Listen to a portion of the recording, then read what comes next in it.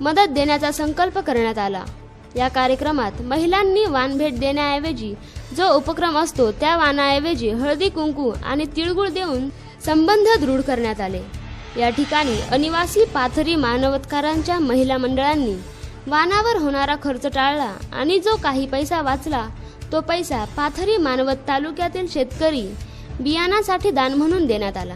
खरं तर आपल्या मराठवाड्यात शेतकऱ्यांना दुष्काळाच्या झळा बसत असल्यामुळे जन्मभूमी फाउंडेशन पाथरी, अनिवासी पाथरी मानवतकर व पाथरी तालुका पत्रकार महासंघ यांच्या संयुक्त उपक्रम चालू आहे। त्यात मराठवाड्यातील महिलाही मागं राहिल्या नाहीत। यांनी समाजापुढे एक सुंदर विचार मांडला की आज आपल्या भागात दुष्काळी परिस्थिती असताना आपण वाणभेट वस्तूवर खर्च कशाला करायचा, त्याऐवजी आपण आपल्या शेतकऱ्यांसाठी मदत म्हणून बियाणं विकत घेण्यासाठी पैसे द्यावे आणि हळदी कुंकाचा आगळा वेगळा आणि समाजाला दिशा देणार